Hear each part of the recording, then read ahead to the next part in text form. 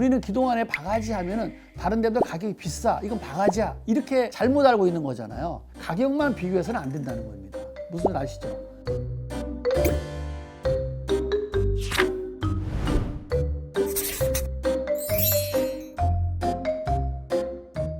연아야, 티티야. 티나는 혜택의 세상으로 같이 가자. 더 많은 혜택을 원해? 오카해. 더 스마트하길 원해? 오카해. 두둑한 혜택 원해? 오카해 이원. 안녕하세요. LPG의 모든 것 온라인 텔레비 박병일의 명불허전 박병일 명자입니다. 제가 비공식적으로 이 설문조사를 했는데요. 운전다리 정비소 갈 때 가장 걱정하는 1위가 바가지 요금이라고 합니다. 별것 아닌 줄 알고 찾아갔더니 이것도 바꿔야 된다, 저것도 바꿔야 된다, 이거 안 바꾸면 사고 날 수 있다, 이런 소리면 덜컥 겁부터 먹습니다. 그래서 이번 명불허전은요, 2020년 새해에는 모두가 웃으면서 정비소에 찾아갈 수 있는 바가지 방지법을 알려드리려고 합니다. 갈까요?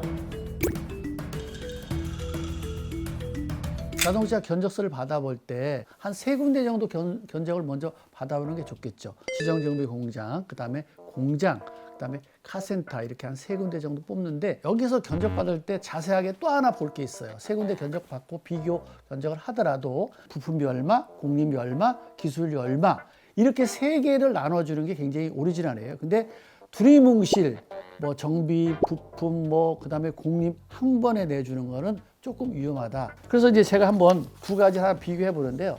같은 일을 했어요. 같은 일을 했는데, 여기는 잠박 가스켓, 본넷 쇼바, 부동액 교환, 플러그 교환 이렇게 했는데, 그냥 단가가 부품비도 없고 공임비도 없이 그냥 통째로 뭉쳐서 얼마 이렇게 나와 있거든요. 부품비와 공임비와 이런 것이 안 나왔기 때문에 약간의 좀 경계를 해야 될 거고, 또 이런 견적을 나오면 자세히 물어볼 필요가 있습니다. 또 하나 더 우리가 한다면, 부품이 어떤 걸 썼느냐가 또 중요합니다. 같은 견적이라 하더라도 부품비에서 숨어 있는 것이 있어요. 순정품도 있고요, 제조제품도 있고요, 재생품도 있고요, 중고품도 있고요, 대체품도 있는 거거든요. 이거에 관련된 거를 한번 어느 부품이냐, 이것도 봐야 돼요. 거기에 따라서 견적이 확 달라질 수 있습니다. 여기는 이제 견적을 부품비하고 공임하고 따로 했어요. 근데 여기서 또 중요한 건 코드 변호에서 부품을 A, B, C, D 이런 거 안 했잖아요. 그러니까 이 견적도 사실은 오리지널 견적은 아닌 거죠. 특히 일반적인 소모품은 뭐 대동소이합니다. 카센터나 정비공장이나 뭐 이렇게 지정정비공장이나. 근데 엔진이라든가 미션이라든가 고가인 부품에서는 가격이 차이가 많이 날 수 있고요. 또 새거일 때는 가격이 차이가 별로 안 나는데, 재생품이라든가 제제조품이라든가 또 수입품이라든가 부품이 A냐 B냐 C냐 F냐에 따라 다르다는 사실을 꼭 잊지 마시기 바라고요.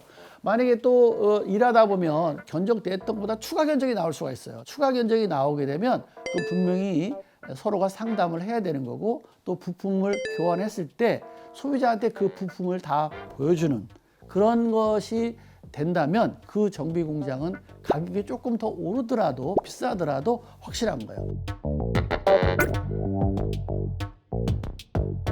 자동차 부품은 요새 3만 개에서 3만 5천 개가 있다 보니까 다양하게 고장이 나요. 근데 가격도 다르고 명칭도 다르고 교환 시기도 각자 다르다 보니까, 자동차 언제 뭘 교환했지?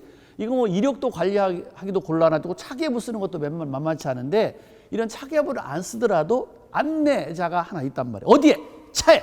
바로 사용설명서, 흔히 취급설명서가 있다는 사실입니다. 여기에 보시면 쭉 보면요, 정기점검 이렇게 나와 있어요. 그리고 몇 킬로 되면 뭐를 해라, 몇 킬로 가려라, 이거 다 표시돼 있잖아요. 많지도 않아. 여기 있는 거 체크만 하면 돼요.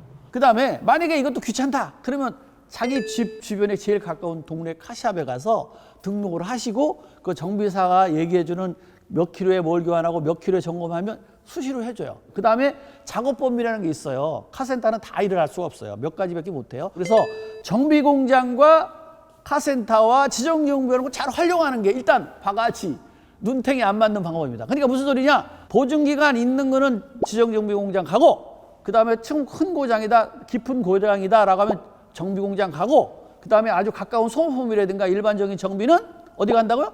동네 카센터 가는 겁니다. 그러면 되는 거예요. 이게 제일 먼저 중요해요.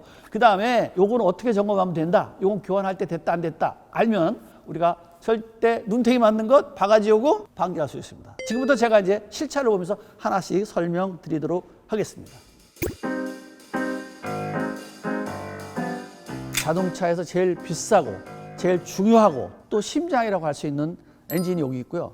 엔진을 이렇게 쭉 뺐을 때 이렇게 보고 양 보고 색깔 보고 냄새 맡고 세 가지 꼭 보셔야 돼요. 만약에 이게 많이 줄은다라고 하면 누유돼서 줄은 건지 엔진에서 연소되는 거 줄은 건지 내가 먼저 알아야 돼요. 만약에 누유 안 됐다. 실린더 안에서 없어진 거죠. 그러면 가이드 고무나 피스톤 링인데 만약에 뭐 키로수가 얼마 안 됐다. 그럼 피스톤 링은 아니죠. 거의 다 가이드 고무예요. 거의 답은 나와요. 정비사는 금방 알아요. 자, 그런데 이걸 진단하는 사람이 답을 내는 사람이 10만 킬로도 안 됐는데 피스톤 링을 갈아야 된다. 헤드를 내려야겠다. 이러면 바가지인 거고 10만 킬로 안 했는데 가이드 고무만 갈면 되겠네요. 아니면 밑에 오일이 누유되니까 팬에 가습기 때문에 갈면 되겠네요. 이건 양심적인 거죠. 같은 현상인데 원인을 엉뚱한 데 집어가지고 이만큼 부풀리는 게 우리가 바가지 요금 호갱당했다 하는 거잖아요. 그거를 내가 알려면 어떻게 되죠? 아까 사용 설명서를 참조하거나 아니면 단골업소에 물어보고 하는 게 맞다. 가장 안전과 직결된 게 뭐죠? 브레이크 장치입니다. 브레이크 장치.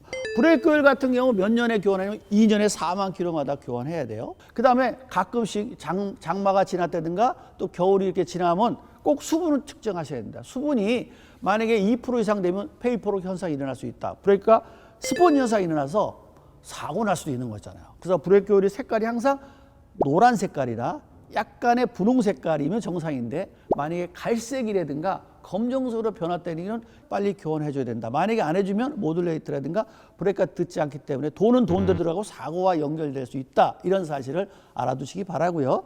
또 하나, 이 부등액도 마찬가지입니다. 단기 부등액 있고 장기 부등액이 있어. 단기 부등액 2년에 4만 킬로 교환하고 장기 부등액을 5년에 10만 킬로에 쓸 수 있는가라고만 여러분이 알고 있는데 그게 중요한 게 아니죠. 중요한 건 이 부등액이 오염이 됐느냐 안 됐느냐를 색깔과 비중과 증발이라든가 이런 것들, 가스라든가 이런 걸 차는 걸 보고 캡이 안 좋구나. 또 히터가 잘 안 나오니까 캡이 문제가 있구나. 썸스타 문제가 있구나. 이걸 알고 미리 알려주는 사람이 지금 정확한 정비사죠. 근데 이걸 상태가 좀 안 좋아지고 색깔도 변하고 해서 내비둬버려. 그러면 결국은 이게 오염이 돼서 녹물이 발생하고 여러 군데 트러블 생기고 결국은 내가 돈을 왕창 들여서 수리하게 되는. 사실 어떻게 되면 바가지는 아니죠. 고장나서 고치는 거죠. 근데 정비사는 이미 증상을 알고 있었어요. 근데 이걸 알려주지 않으면 내가 확인하지 않으면 결국은 어떻게 되죠? 이게 바가지지 뭐야. 자기가 세웠던 자리에 오일이 이렇게 흔적이 남았나 이런 거 잘 안 보는 사람이 많잖아요. 한 번쯤은 가끔 봐야 돼요. 그렇죠?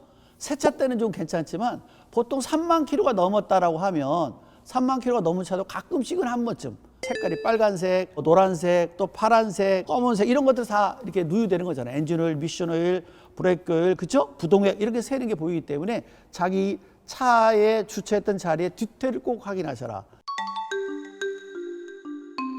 이것도 연도에서 상관을 해야죠. 5년 정도의 된 차는 장기 부등액 당연히 넣어야 됩니다. 5년 미만 차는. 근데 5년이 넘는 차 같은 경우는 굳이 장기 부등액 넣지 말고요. 단기 부등액 넣으세요. 왜? 어차피 여기 호수 셀 거지고 뭐 나중에 트러블 생기고 펌프도 갈아야 되고 이런 현상이 발생되잖아요. 그러면 비싼 장기 부등액 넣을 필요 없죠. 그냥 단기 부등액 그때부터 바꾸는 거예요. 역시 그때 그렇게 선택해 주는 사람 역시 바가지 안 쓰는 거죠, 이게. 우리가 이제 그 경제적으로 이제 정비도 해야 되잖아요. 그러면 합리적인 방법이 뭐냐 이거죠. 새 거냐 아니면 제조제품이냐 아니면 재생이냐 아니면 중고냐 이런 거 있었는데 만약에 5년이 넘은 차 같은 경우는 발전기라든가 기동 모터라든가 등속 조인트라든가 이런 것들은 굳이 새 거 쓸 필요 없잖아요. 아니 지금 10년 된 차인데 등속 조인트 교환하거나 시동전동자 무조건 새 걸로 교환하세요 라고 하면 정비사는 되게 편할지 몰라요. 작업이 한 번에 끝나니까. 근데 나는 돈이 많이 들어가잖아요. 그러면 이거를 제조제품 같은 경우는 뭐 새 거에 한 90% 가까이 되잖아요. 그러면 그 제조제품 쓰는 거고 만약에 1년 있다 2년 있다 폐차할까 그러면 재제품 쓰는 거고 또 뭐 한 1년만 쓰고 싶다 그러면 그냥 중고 쓰는 게 싼 거 아니에요. 그러니까 이걸 적절하게 또 알려주는 사람 이런 정비업소가 진짜 바가지 씌우지 않는 업소다. 저는 또 이렇게도 생각할 수 있겠습니다.